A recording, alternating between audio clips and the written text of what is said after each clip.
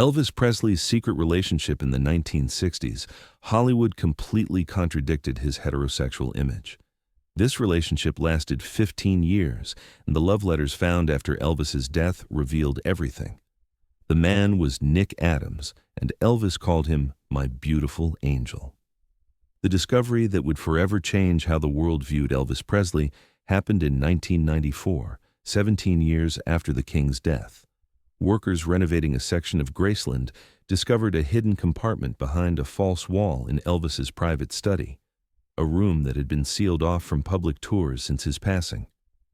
Inside this secret space, wrapped in silk cloth and stored in a temperature-controlled metal box, were dozens of handwritten letters that would shock the world if their contents were ever fully revealed.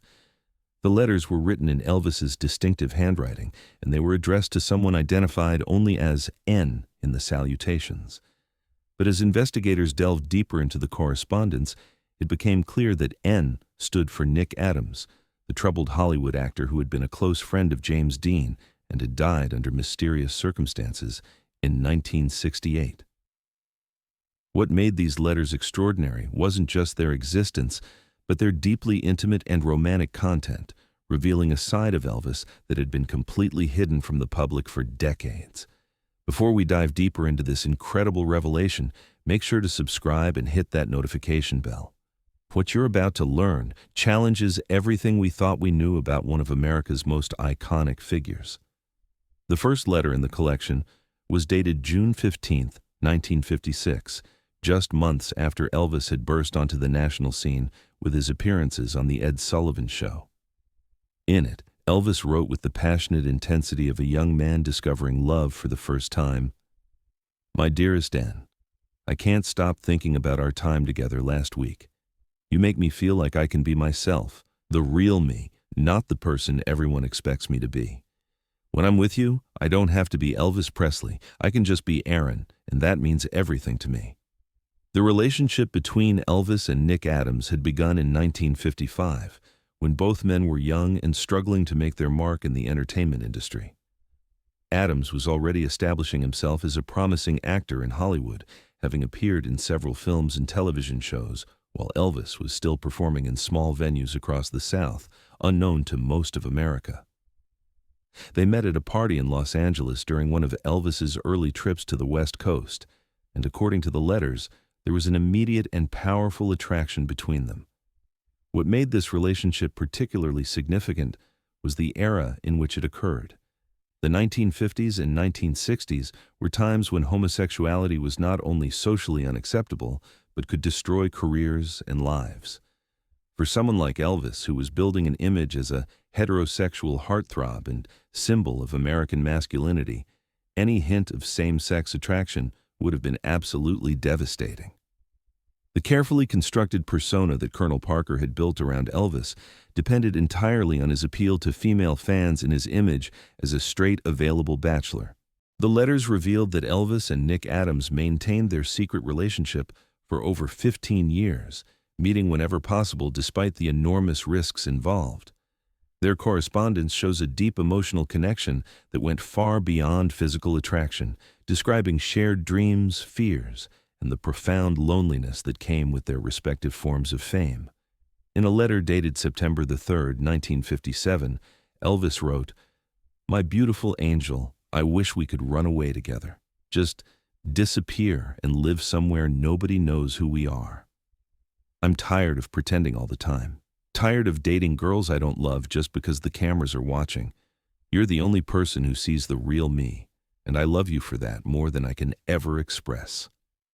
The relationship required extraordinary secrecy and careful planning.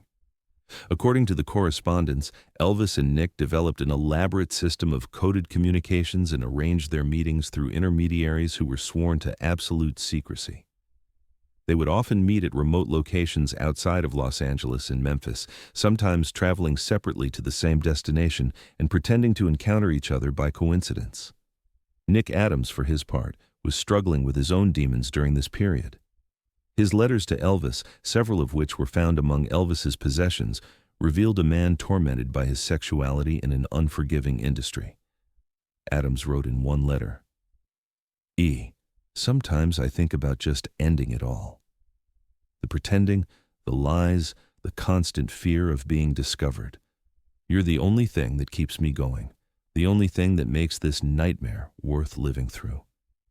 The depth of their connection becomes even more apparent in Elvis's response to that letter, dated just 3 days later.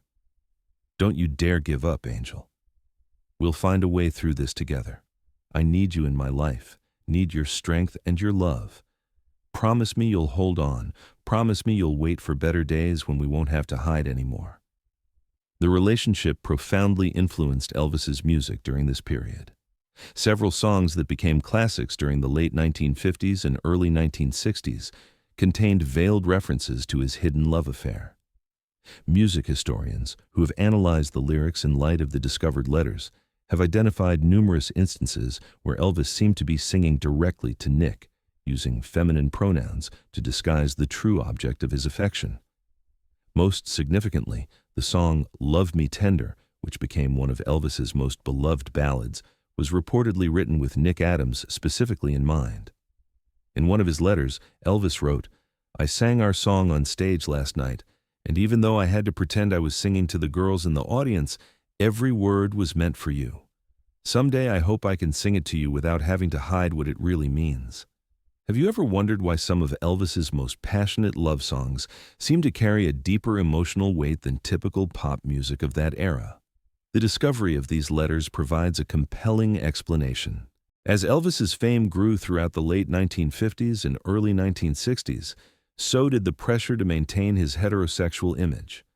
Colonel Parker, Elvis's manager, became increasingly concerned about any relationships or friendships that might compromise the carefully constructed public persona that was generating millions of dollars in revenue. The letters reveal that by 1960, Parker had become aware of Elvis's relationship with Nick Adams and had begun taking active steps to limit their contact. In a particularly anguished letter from this period, Elvis wrote, "The Colonel is watching everything I do now. He has people following me, monitoring my phone calls, even reading my mail. He says he's protecting me, but I feel like I'm in prison. I don't know how long I can keep this up without losing my mind." Parker's concerns were not unfounded from a business perspective. The entertainment industry of the early 1960s was ruthless toward anyone suspected of homosexuality, and careers could be destroyed overnight by even unsubstantiated rumors. The Colonel understood that Elvis's image as a heterosexual sex symbol was the foundation of his commercial appeal, and any threat to that image had to be eliminated. The pressure on both Elvis and Nick Adams intensified as their respective careers reached new heights. Elvis was becoming an international phenomenon, while Adams was establishing himself as a serious actor with roles in major Hollywood productions.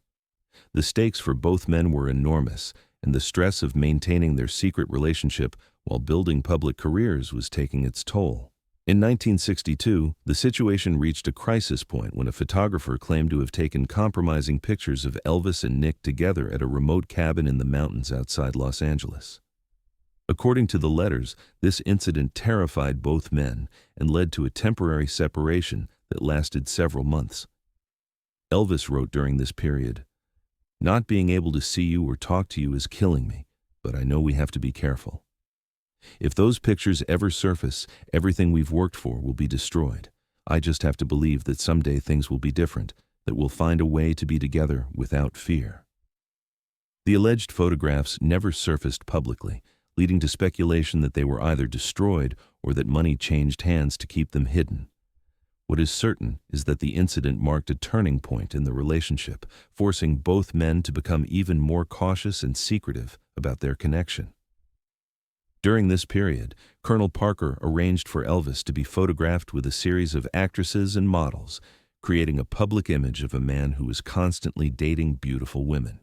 These relationships were largely for publicity purposes, though Elvis did develop genuine friendships with some of the women involved. The letters suggest that Elvis felt guilty about using these women to hide his true feelings, writing, "I hate lying to these girls, hate making them, think there's something real between us when my heart belongs to someone else entirely." Despite the external pressures and constant need for secrecy, Elvis and Nick Adams' relationship continued to deepen throughout the mid-1960s. Their letters from this period show a mature love that had weathered numerous storms and had grown stronger despite the challenges they faced. In 1965, Elvis wrote what may be the most revealing letter in the entire collection.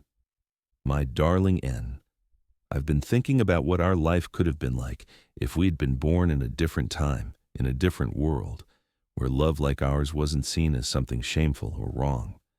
I imagine us living together openly, maybe having a little house somewhere quiet, where we could just be ourselves. I know it's just a dream, but it's a beautiful dream, and it gives me hope that maybe someday the world will change." The relationship provided both men with emotional stability during turbulent periods in their careers. For Elvis, who was struggling with the demands of fame and the increasing control that Colonel Parker exercised over his life, Nick Adams represented freedom and authenticity.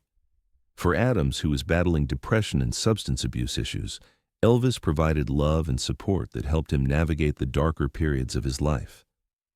Their letters also reveal shared interests beyond their romantic connection. Both men were deeply spiritual and spent considerable time discussing philosophy, religion, and the meaning of life.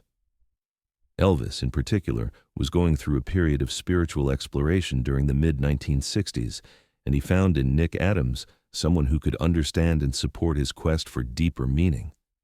"You're not just my lover," Elvis wrote in 1966. "You're my best friend, my spiritual companion, my anchor in this crazy world. When everything else feels fake and meaningless, what we have together feels real and true. That's worth more to me than all the fame and money in the world." The relationship also influenced Elvis's decision to move away from his movie career and return to live performing. In several letters, he discussed his desire to reconnect with his authentic self through music, and it's clear that Nick Adams encouraged him in this direction. "You're right," Elvis wrote. "The movies are just another form of pretending, another way of hiding who I really am. When I'm on stage singing, that's when I feel most like myself, most honest. Maybe it's time to stop hiding behind characters and start being real again." The relationship between Elvis and Nick Adams came to a tragic end in 1968 when Adams died under circumstances that remain mysterious to this day. The official cause of death was listed as an accidental overdose of prescription drugs, but many who knew Adams, including Elvis, suspected that his death was actually suicide. Elvis's letters from the period immediately following Adams's death are among the most heartbreaking documents in the collection. His grief was profound and complicated by the fact that he couldn't publicly mourn the loss of someone who had been so important to him.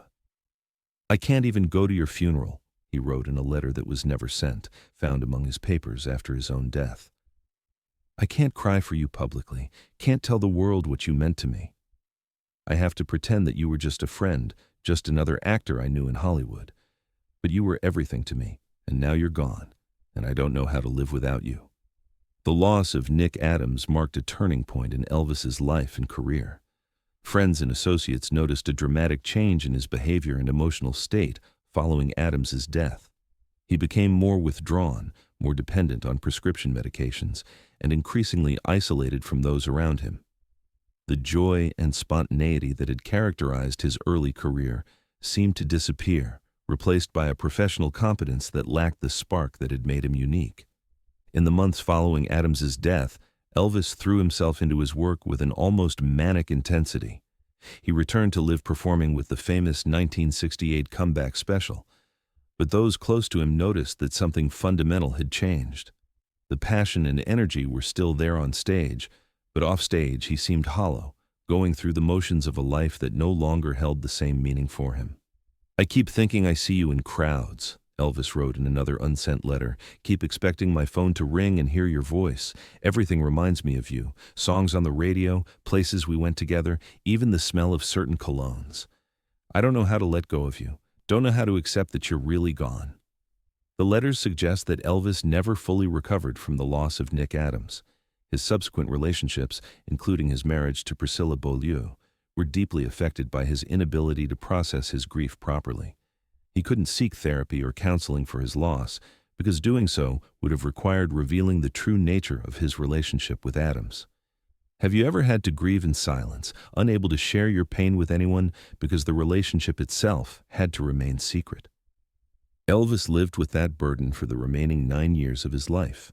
The discovery of Elvis's letters to Nick Adams has had profound implications for how we understand both his personal life and his artistic legacy. The relationship explains many previously puzzling aspects of Elvis's behavior and career choices, while also adding new layers of meaning to his music and performances. Music historians have re-examined Elvis's catalog in light of these revelations, identifying numerous songs that take on new significance when viewed through the lens of his hidden relationship. The emotional depth and authenticity that made Elvis's performances so compelling may have been rooted in his experience of forbidden love and the pain of having to hide his true self from the world. The letters also provide insight into the enormous pressure faced by entertainers in the mid-20th century to conform to rigid social expectations about sexuality and relationships.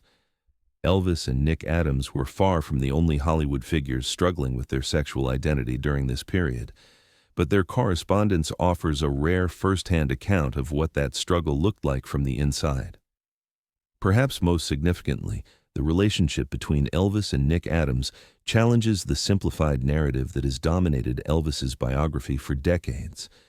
Rather than the uncomplicated heterosexual heartthrob of popular imagination, these letters reveal a complex, sensitive man who was capable of deep love and profound emotional connection, regardless of the gender of his partner.